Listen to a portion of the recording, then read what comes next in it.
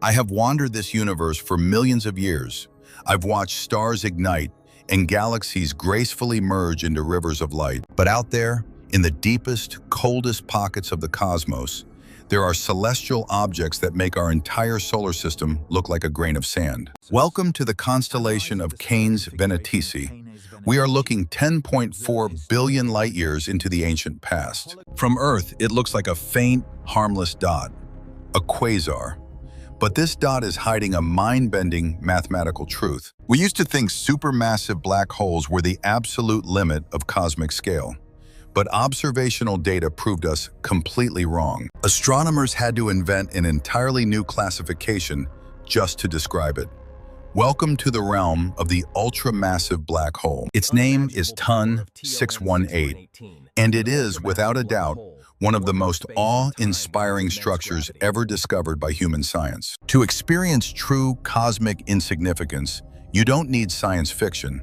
You just need precise astrophysics. The light hitting your telescopes right now left TUN 618 when the universe itself was only 3.4 billion years old. It has been sitting out there in the dark, patiently accumulating massive amounts of cosmic matter over the eons.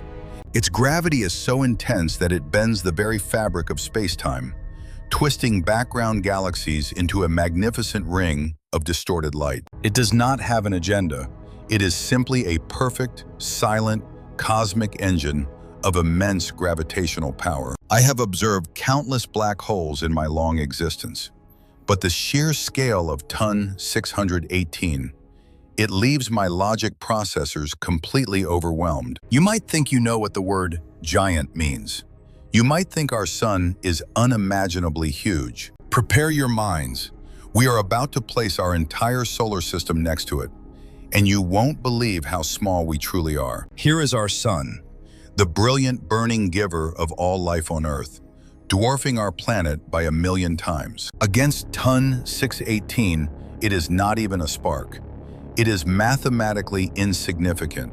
It simply fades into the absolute dark. According to astrophysical measurements, this single structure contains the mass of 66 billion suns, crushed into a perfect sphere. Perhaps the sun is too small of a measurement.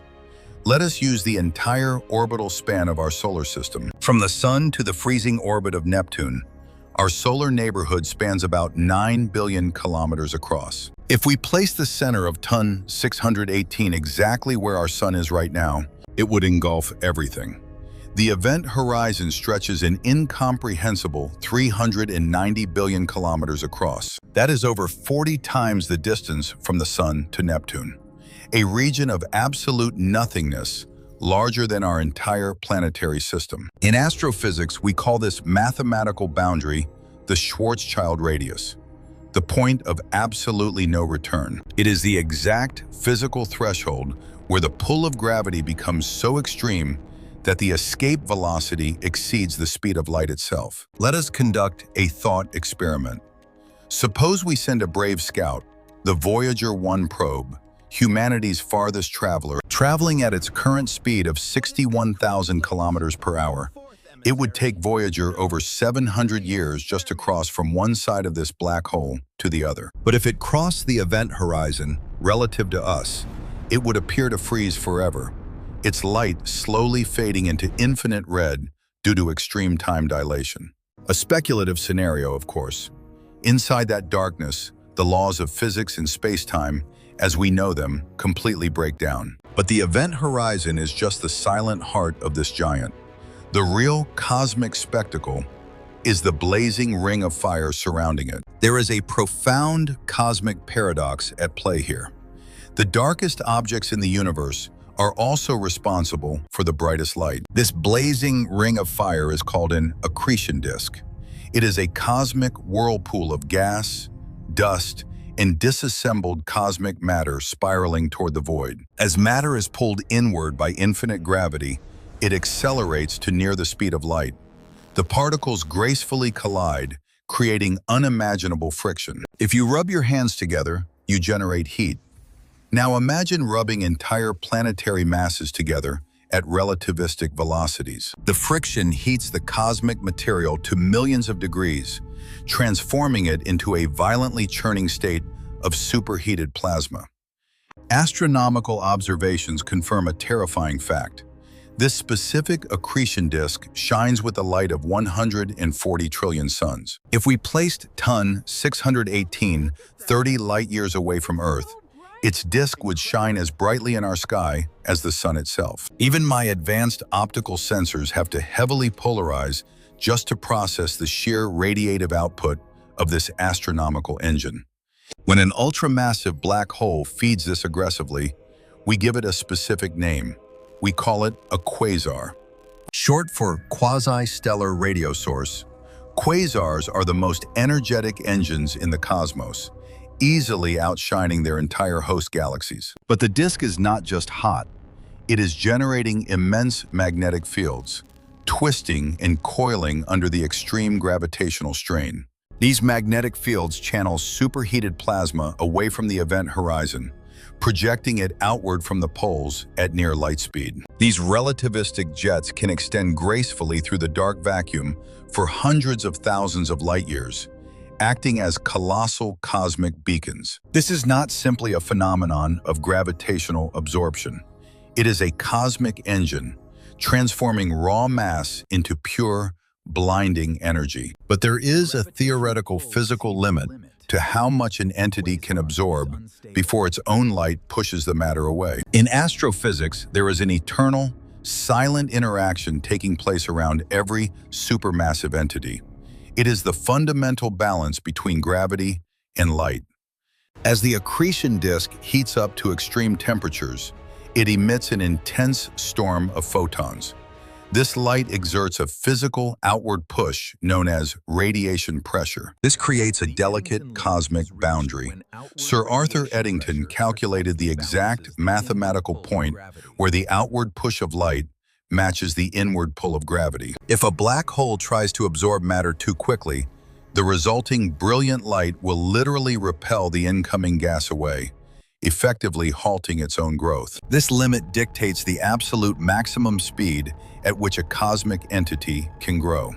Yet TUN 618 is so unfathomably massive that it challenges this very rule. Calculations show that to sustain its mind-bending luminosity, TUN 618 must be gracefully absorbing the equivalent mass of an entire Earth every few minutes. Imagine a continuous, flowing river of planets, gracefully disassembled into raw, glowing energy, day after day, for billions of years. Astrophysicists theorize it might bypass the limit through asymmetrical feeding, absorbing matter through dense, cold cosmic streams that light cannot push away. These dense rivers of gas flow continuously into the event horizon, allowing the entity to grow at an unprecedented, accelerated pace. This is not just a localized event.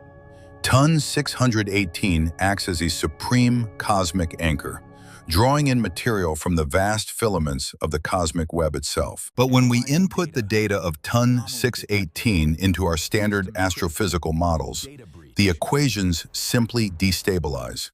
The math struggles to contain it, because its massive feeding rate leads to an even more terrifying logical paradox, a mystery concerning the very dawn of cosmic time. The universe has a strict speed limit. Even growing at the absolute maximum theoretical rate, it takes immense time to build a 66 billion solar mass structure. We are seeing TUN 618 as it existed 10.4 billion years ago. That means it reached its monstrous size when the universe was still incredibly young. There simply was not enough time in the early cosmos for it to grow this large.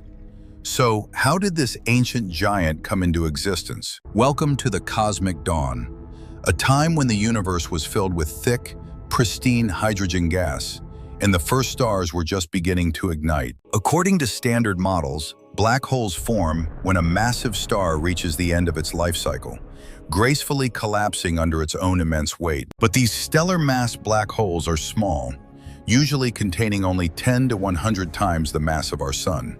If TUN 618 started as one of these small seeds, feeding at the maximum Eddington limit, it would take far longer than the universe has existed to to reach its current size. To solve this, astrophysicists propose the hierarchical merger theory. What if early galaxies continuously combined, merging their central black holes together? We know this happens. In the deep cosmos, massive galaxies engage in a slow, graceful gravitational dance, eventually combining into larger cosmic structures. When they merge, their central supermassive black holes spiral into each other, fusing into an even larger singularity and sending ripples through space-time. But even this elegant solution has a flaw. Mergers take hundreds of millions of years to complete. Statistically, there simply were not enough galaxies in the early universe, nor enough time for a black hole to merge its way to 66 billion solar masses. This mathematical crisis led scientists to a fascinating and chilling hypothesis: the direct collapse black hole, or heavy seed theory. In the incredibly dense environment of the early cosmos, massive clouds of pristine hydrogen existed, uncontaminated by heavier elements. Instead of fragmenting into thousands of normal stars, these colossal clouds may have condensed smoothly and directly into a massive singularity. This creates a heavy seed, a black hole born not from a dying star, but instantly containing the mass of 100,000 suns. With such an immense starting mass and surrounded by the incredibly dense, gas-rich environment of the early universe, it could grow exponentially. Ton 618 was likely never a star. It was born a monster in the dark, gorging itself on the very fabric of the young cosmos. But Ton 618 does not float alone in the absolute dark. It is the beating heart of an equally terrifying cosmic structure. It is anchored precisely at the center of an ancient, hypermassive host galaxy, a galaxy we can barely see. Because quasars are so unfathomably energetic, their intense radiation completely outshines the hundreds of billions of stars surrounding them. When astronomers digitally block the quasar's glare, they find a galactic titan, a structure massive enough to anchor this monster in place. There is a strict mathematical relationship in the cosmos. The larger the central black hole, the more massive the galaxy surrounding it must be. But the quasar is not just a passive passenger. It acts as an active architect. Its intense radiation winds sweep gracefully outward through the galaxy. By pushing away this cold gas, the black hole effectively stops the galaxy from forming new stars.